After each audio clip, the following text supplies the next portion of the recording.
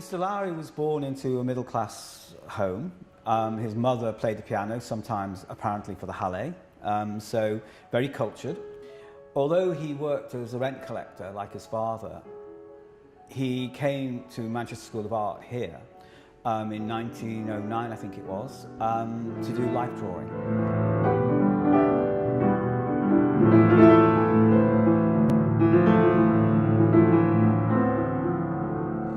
One of the important things about Mr. Lowry is obviously he's situated in Manchester at the end of the 19th century, coming into the 20th century. He sees the decline of the cotton industry. He sees the fall of the Industrial Revolution. Manchester is where capitalism and communism were defined.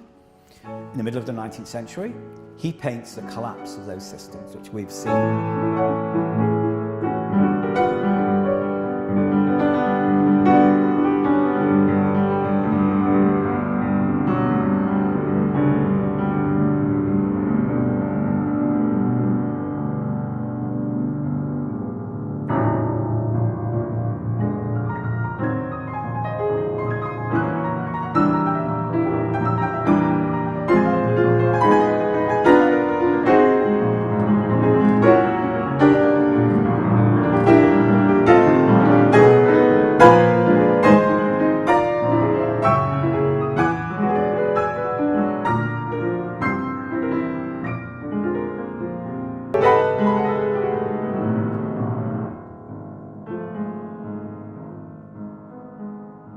Lowry's paintings exude a feeling of loneliness, more exactly, our loneliness. He said, I wanted to paint myself into what absorbed me.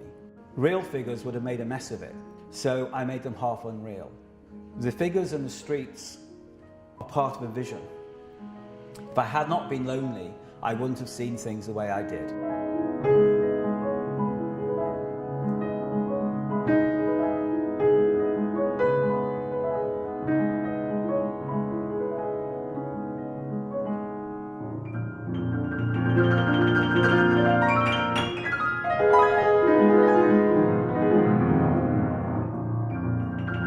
He was a man who had lots and lots of friends, but he kept them all in separate compartments. So everybody thought that here was this old man with no friends, you know. In actual fact, Lowry was an incredibly sociable man. People would drop in on him at his house and he would either open the door to them or not. Sometimes he would play tricks on them of one kind or another. But if you saw Mr. Lowry walking down the street with a friend, you knew that you would not say hello to him.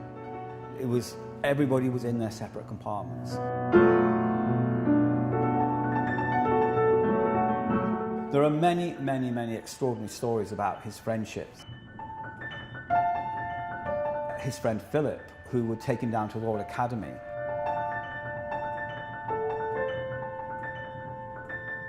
They would go around the Royal Academy and then he'd come back. And when they came back, Mr. Lowry said, which was your favourite painting? And Philip said, my favourite painting was the seascape that was at the Royal Academy.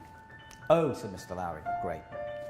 Every time Philip went to see him for the next 3 or 4 weeks, Mr. Lowry had a small painting to see on his fireplace and would ask him, is this as good as the one that's in the Royal Academy? And Philip would say, well, not quite, very beautiful, but not quite. And he'd say, oh, don't worry about it, I'll put a boat in it and I'll sell it, don't worry, don't worry. And you can tell this story for as long as you like. But one evening, the game is played, and at last, Mr. Lowry's painted a beautiful seascape that's as good as the one in the Lowry. And when he asks his friend, what about this one? Philip says, yes, that's as beautiful as the one that was in the Royal Academy. And Lowry says, thanks heavens for that, take it away. Mr. Lowry was someone with a wicked sense of humour, very sociable, but his loneliness was an inner loneliness. So therefore, you get that detached feeling in his paintings. I think that's one of the reasons why his paintings are so strong, because people, I think all of us, are part of this world, part of the social community, but also feel very much separate from it. And it's that gap that makes Lowry's work so strong.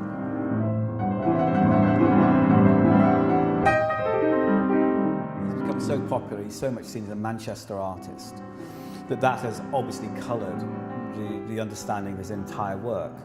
Not only that, his personality was so strong that that has overshadowed his work as well. Bit by bit, they will fall away, and in the end, you will see the paintings on the wall of a gallery, and that is what you'll have. And he used to say, in the end, the works will tell. It's the work that counts.